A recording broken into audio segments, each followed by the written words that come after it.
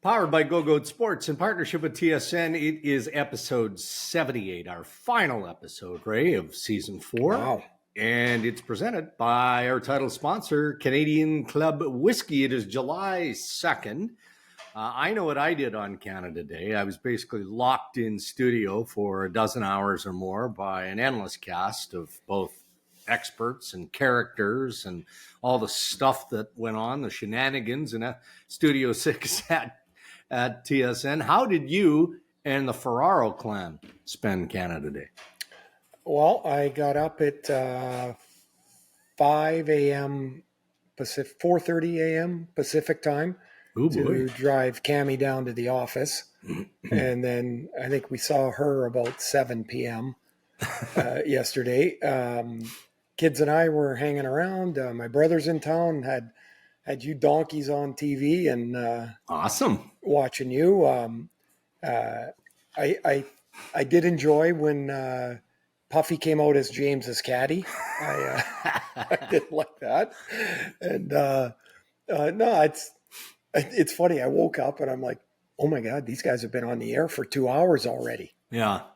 You know, like you know how you can forget a little bit. And I'm like, that is one hellaciously long day. There were so many different elements to it, and that's, you know, the brainchild of Mike Lane, who's effectively in charge. James Duthie, as you know, is super creative. How about you missed the cold opening, right?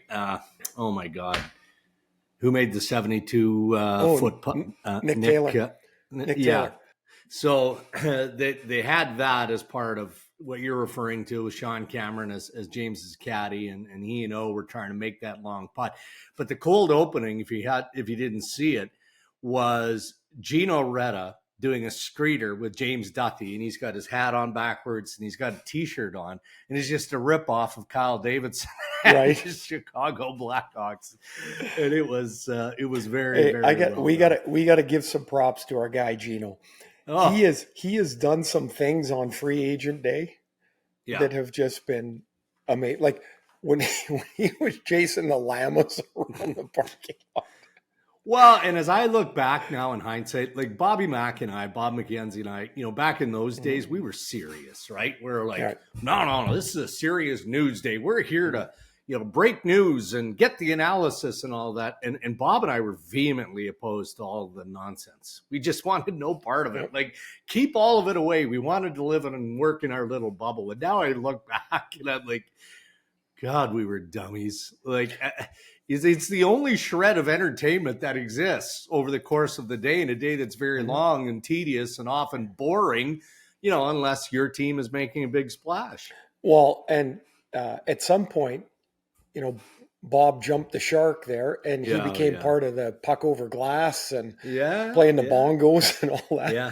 So from back to the Quizmaster to Mike Lane now, to keep that day rolling along as they do is really remarkable, because it would be hard to explain to somebody that's just watching, but it is total mayhem in there. Oh, yeah. Like most of the time. And the way I don't know how many times I got told, you're on camera, like stop fooling around or not paying attention, or you're like, sometimes I think I'd walk through and stay out of the way. Yeah. And then someone goes, you walked right through the middle of the shot. Yeah. Yeah. And I'm like, oh, no idea. Idea. You're very familiar with floor director Ellen, right? Oh, and she's on the it. Best in the business. Unreal. Like, on it. You're right, because it's just chaos in Studio 6. But they've got the evil Ellen cam now, right? It's like a GoPro.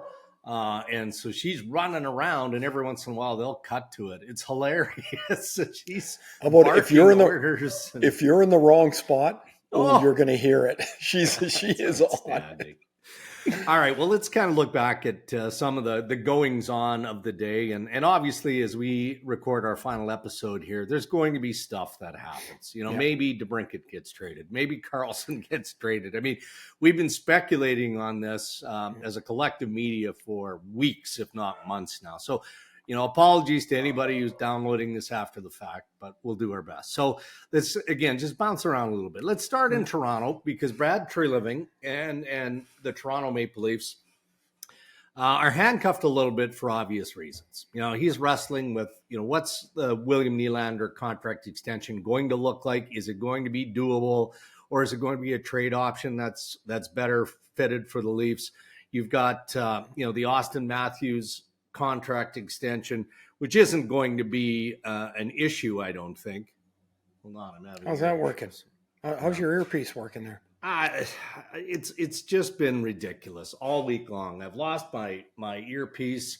So audio at TSN gave me a different one, and I left that one there. So now I've got some crappy AirPod. Anyway, so let's look at what the Leafs have done and haven't done yet. Right. I was a bit surprised at the noise after the signing of Ryan Reaves on a 3-year deal at 1.35 per. Now, the third year probably isn't going to happen, right? I mean, he's a 37-year-old hockey player, a lot of miles there. I thought, and he probably will be a fan favorite, but there was some pushback on that, from the fan base. John Klingberg, same thing. Again, a lot of miles on Klingberg, not a defensive defenseman, but if he can get the puck to the Toronto Maple Leafs forwards, isn't that the purpose? So look at those two guys first, and we'll go from there. Why? I mean, honestly, I think you can understand the pushback on both. I mean, without question, Ryan Reaves is the most feared man physically in the NHL. Yeah. Because he likes his role. That's really the first part of it all. Like he likes being what he is, being an intimidating factor, a presence when he plays. Right. He is a big voice in a room that is going to be, that is pretty quiet. It's not a robust room. Mm-hmm. Here's the thing, like he is not going to make the Leafs tougher. I mean, clearly he is tougher but he won't play 15 minutes a game. His style of play will not leak into how other guys will play more aggressively or more firmly. The players that play the most minutes for you have to be your leaders. And so one of the issues I think that's happened in Toronto over the course of the last few years is they've tried to add that more firm type of player is they're not like Luke Schenn can only do what Luke Schenn can do. He can't play 24 minutes for you. Yeah. He can't transform, I'll pick TJ Brody into a bruising defender. Yeah. TJ Brody is a really good defender who plays his way. He doesn't make, Luke Schenn doesn't make William Nylander tougher or Austin Matthews more gritty or Mitch Marner more chippy. You are who you are. So I think that's where the pushback comes back. At a certain point, how much can you bury at some point in the minors? Because as the cap goes up, that will work itself out. And maybe there'll be a time that's the case. Mm-hmm. Reaves is always popular. 2 years ago when he was with the Rangers in the playoffs, or a couple years ago when he played there, he had a couple of big moments, but for the most part, that it's not a game changer. Right. So it became a lot of noise about, had they signed other players, I think there would have been less noise around it. Yeah. John Klingberg, defensively, statistically, analytically, was one of the worst defenders in the league last year. He does move the puck. Yeah.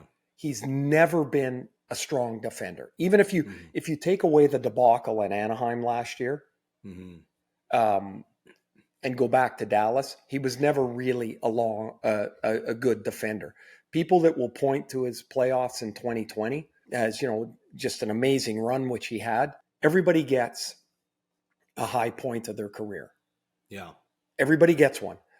For me, it was the playoffs in 93. I scored 13 goals in 18 games. If you extrapolate that over a season, I should be a 50-goal scorer. However, I wasn't. For 6 weeks or 7 weeks. I was really great, and that's so. I don't love John Klingberg's game enough to be a game changer. I get they want him to transport the puck and move the puck up to the forwards. Get it? Need it. In my mind, the Leafs are worse today than they were at the end of the season. I don't think there's really any question about it. We'll see if they can get somebody else signed or not. But as per right now, when we're taping it, they're not as good as the team that ended the season. Right. And there is some effort. And again, depending on when you're listening to our podcast or watching us on YouTube, there is interest in Tyler Bertuzzi. How they would make that fit doesn't quite add up. I can appreciate why they would be interested in Tyler Bertuzzi.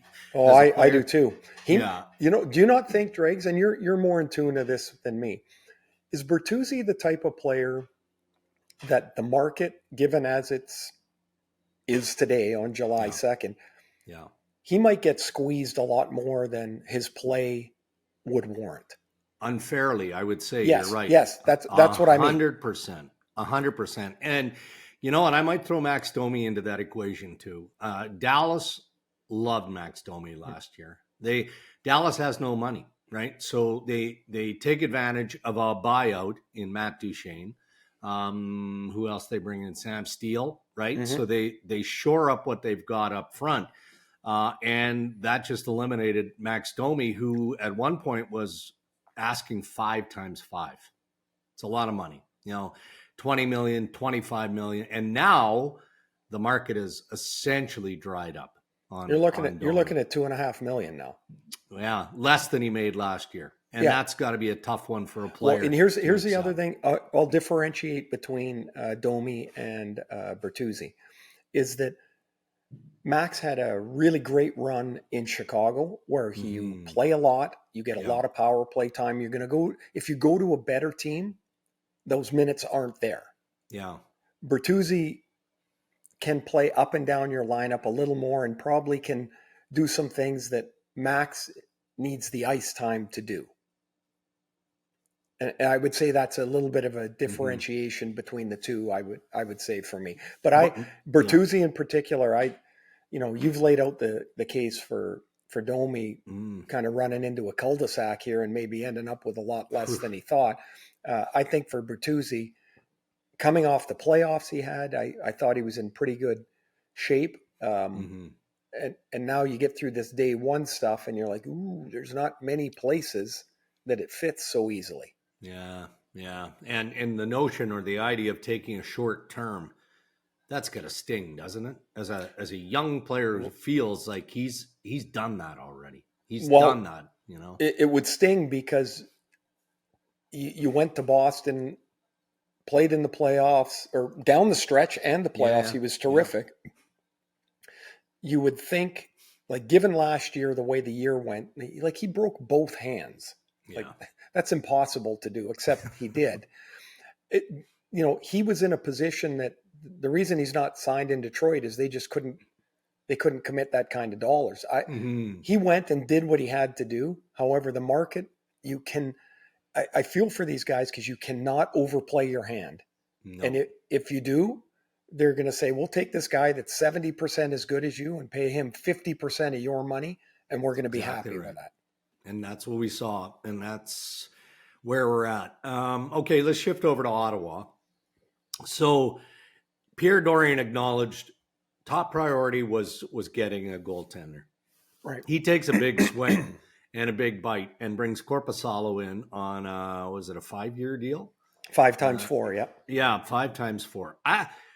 I'm okay with the money. Right? Like that's right. Fine. You've got a good tandem now, so it appears, in Korpisalo and Anton Forsberg. The term makes me a little bit nervous, but I'm more curious about what your assessment is on Korpisalo overall. I mean, is this good stability now in the goal for the Ottawa Senators? I think they have a chance to have a good tandem. I don't think he's a standalone number one guy. 2 years ago, statistically, one of the worst goalies in the league, and then had hip surgery. Like when he was in Columbus, he couldn't move. Yeah. And so, he had the surgery, he rebuilt his strength and his mobility, and really put together a good year in Columbus. And he was good in LA. He was more than fine. Good. Now you put together that health, and you try and figure out what exactly can he play? Can he play 45 or 50 games? And they're going to need him to do that. Yeah. But if you can build a tandem, then at $4 million, if you're paying your other goaltender $1.5 million or $2 million, you've got really good dollars committed in goal that you can now spend elsewhere, like in your roster. So I don't mind it. I mean, I don't love longer contracts. I think generally speaking, they don't work out. But he probably had a couple other options. And Ottawa wasn't looking for a number 2 guy. They were looking for somebody better than that. Speaking of long-term contracts, Alex Debrincat definitely wants a full-term extension, just not from the Ottawa Senators. The word is that he'd prefer to play in the U.S. for family reasons, and that's up to him. He's at a place in his career where he can navigate that path. Where it gets problematic, though, and we know reportedly that Pierre Dorion has given permission to a few teams to speak with Jeff Jackson about an extension. Jackson represents Alex Debrincat. And it seems, Ray, what's snarling up a trade is the belief that Debrincat wants Timo Meier money. So you're at 8.8. And I think that teams are thinking that now maybe he's more in the Jesper Bratt type of category, right? So that's $1 million less per year over an 8-year term. That's a lot of money. I get it. But if that's holding up a trade, and it sounds like it might be, then it's got to be up to Alex Debrincat to reconsider, or maybe he stays in Ottawa. Well, there's 2 things. If that deal isn't out there with the teams they're talking about, and you're Debrincat, you have 1 year under contract, so your extension isn't going to be signed till next year anyway, or come into effect rather till next like September, a year from this September. Why wouldn't you wait? And the reason I say that is every article I've read, the cap is going to expand. $4 million roughly. Yeah. There'll be money in the system. I can tell you, every player thinks that $4 million is coming to them per team. Everybody thinks, oh yeah, my salary is good. Like everybody thinks that. There's no splitting the pie. No, it all comes to me. It all comes to me. And so if you're Debrincat and you got to take $1 million less or so, I mean, just roughly speaking, numbers. And you don't want to do that, then don't. Wait, have a great year. Don't be thinking about the money, because the money's going to come for you. But have a great year. You'll get either Ottawa's in a playoff race and they're going to keep you right to the end, or they're going to trade you, and then you're still going to be a free agent come July. So the worst thing I think you could do is take a contract or take a trade, accept a trade, sign a contract that the minute you sign it, you don't like it. And then for the next 7 or 8 years, you've got a boo-boo lip on because you took less than you should have. Like, there's no need for him to do that. No. They've got to, I would be more worried if I was Debrincat, if the team I was playing on was not very good and wasn't going to score. Because his money is tied to his production. There's not a lot of intangible stuff like that Brady Tkachuk could have using on the same team. He's going to score. He's going to be on their power play, and he's going to score. He always does. And so is he a 40-goal guy or is he a 35-goal guy? Is he, there's got to be a fit on the team that he goes to. And maybe next year the fit is there that isn't there right at this moment. So he scored 27 times this year. He had 1 disallowed goal. And somebody who knows this, very close to the Ottawa Senators, told me he hit, it was either 15 or 16 posts and crossbars this past season. So I don't know if that sounds like a lot to me, huh? Like, or is it not as a goal scorer? Is 15, 16 crossbars, posts? Is that, just kind of standard for a goal scorer? I've never heard of that before. First of all, nobody ever had stats like that before. Yeah. But I'm trying to think back as you say that, and I'm like, I don't know. Like I averaged just about 30 goals a year. Or, 27 goals a year. And I don't know, would I hit 2 or 3 a year? I mean, of course I was shooting from 4 feet. So what the hell was the difference? It either went in or it didn't. But that seems a lot. So let's say that sounds like a year in tough luck. right? Yes. And so I think that was the purpose and the point of the person telling me that he's not a 27 goal scorer. We know that. And historically, let's say he has an average year luck-wise. Yeah. Yeah. And he's a 35 goal scorer. Yeah. And he does it every year. Yeah. That's, sure he benefited from playing with Patrick Kane, but he would be a player that's good. If 27's the low end. Yeah. You're probably okay. So shape. And we got to move on here, but you just keep bringing up things that tweak me here. He played a lot with Shane Pinto, who I happen to like. I think Shane Pinto is an effective player. He's not Josh Norris and he's not Tim Stützle, right? Right. And so when you're looking at it purely from a hockey perspective, and it isn't about hockey, it's about his family decision to leave. But holy smokes, I mean, if he saddles up beside Josh Norris or Tim Stützle, he's gonna be a 40 goal scorer. There's more chances there for sure that we're just gonna come from the way that those players play for sure, 100%. All right, man. Carolina Hurricanes are a fascinating team, aren't they? Like just they always are. And I'm going to tell you. So I'm standing at the fence at the draft in Nashville, and Tom Dundon, who's the owner of the Carolina Hurricanes, the Hurricanes table is like 15 feet directly in front of me. Tom Dundon is so wired into what's going on. It's unreal. Like he's getting up and he's going over here and he's talking to that player agent. He's getting up, he's going over here and he's talking to this general manager. I mean, with respect to Don Waddell, who's the perfect general manager for this owner, he's the de facto general manager. He truly is. So, and I say that with appreciation because he's relatively new to the league and he's on it. And the agents say he knows what he's talking about. He negotiates fiercely. So you look at Carolina, they bring in Orlov. Nice ad for the Hurricanes. Right. Michael Bunting. I think Michael Bunting's a nice fit there, and Brendan Moore's not going to have a problem keeping him motivated. They extend Fost. Freddie Anderson stays. The goaltenders remain intact. And there's that big, enormous question mark of can they, as we're recording this, land Erik Karlsson? I mean, it's unbelievable how teams like Vegas, Carolina, Tampa Bay, there's a handful of them, just find a way to make these deals while others seem to be stalled in a process. Do you follow the NBA at all, Dregs? A little bit, I do. Yeah. I guess we probably follow it about the same. Those three teams you mentioned, they operate like an NBA team. They really do. Look at the trades that happen in the NBA, the moves that teams make. Yeah. And in the NHL, it's far more difficult, it seems, for teams to embrace that big swing. Mm-hmm. It really is.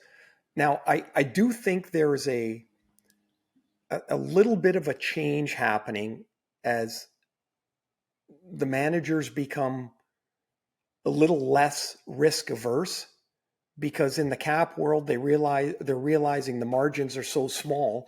Yeah. Sometimes you've really got to step up and take a swing. And if it doesn't work, it doesn't work. But if you just stay there, you get stuck. And getting stuck means you never win. You never get anywhere better. Get stuck. And so I look at Carolina. One thing that they do, I would say more than anything else, they rarely take on lengthy deals. Right. They'll take on big money deals, but they will not take on lengthy deals. And I think that is critical. Mm-hmm.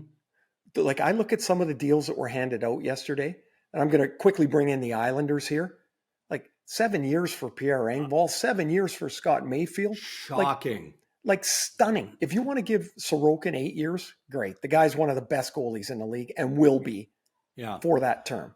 But the length we thought deals, it was a burner account. All kidding aside, right. When we saw Engvall come across at 7 and Mayfield at 7, we literally wouldn't say it until we verified it was actually the Islanders, announcing this. So like Carolina does not do that.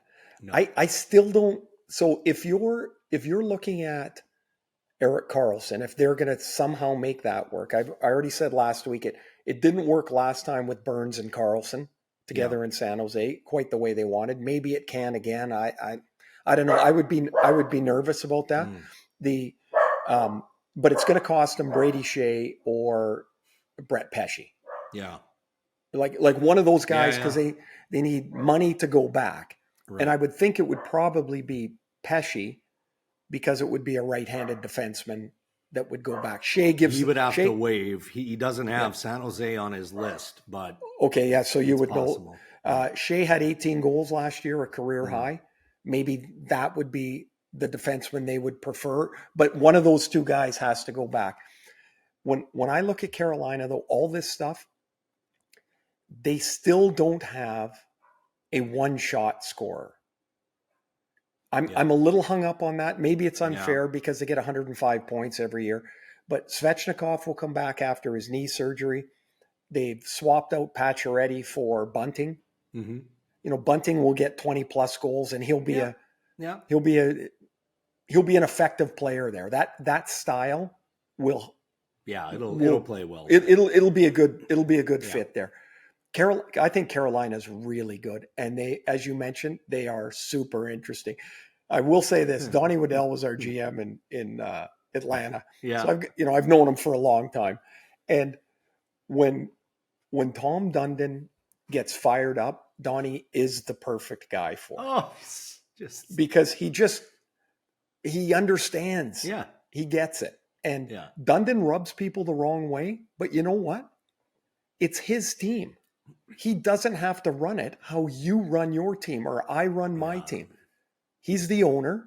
Yeah. He runs it a lot like Jerry Jones does with the Cowboys. Right?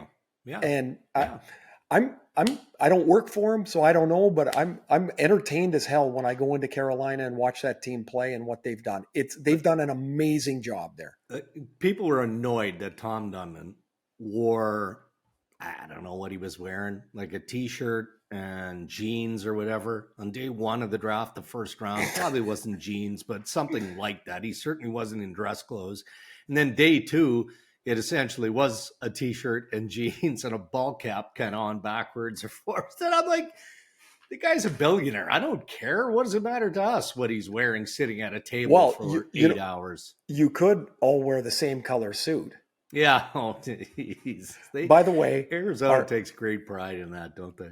They do, but I forget the car rental company that David Amber said during the draft, but he said, "Hey, they look like they work at," and he said, I just about fell off my sofa. David was hosting the Sportsnet coverage and of the draft day one, and he said, "Oh, look, here they come." I forget the rental car company, but he said they look like Tilden. He said they look like they work at Tilden. Oh boy! And I just cracked up. I'm like, that's outstanding. Here comes 14 guys all looking the same. All right, let's wrap up headlines with a couple of rapid fires here. Yep. Your thoughts on the New York Rangers and the Boston Bruins, because there was a lot of shuffling there. So, the principal piece is New York, of course, adding Blake Wheeler and Jonathan Quick. So they get a ton of experience in those two pieces. And Boston has Lucic, James Van Riemsdyk, Shattenkirk, Morgan Geekie, Patrick Brown, like a lot of shifting with those two clubs. But did they get better? No, they didn't. But part of it is, oh man, God, I get tired of this. Part of it is you only get so much sand you can put into the jar, right? Like that's it. And so all of those deals, they're all 1-year deals. I think Geekie got 2 years, but they're all 1-year deals. The Rangers and the Bruins are in a little bit, I think, of a holding pattern for a year until the cap goes up, till they can breathe a little bit. The Rangers have to re-sign Keandre Miller and Alexis Lafreniere to whatever they're going to sign them, bridge deals, long deals, whatever it is.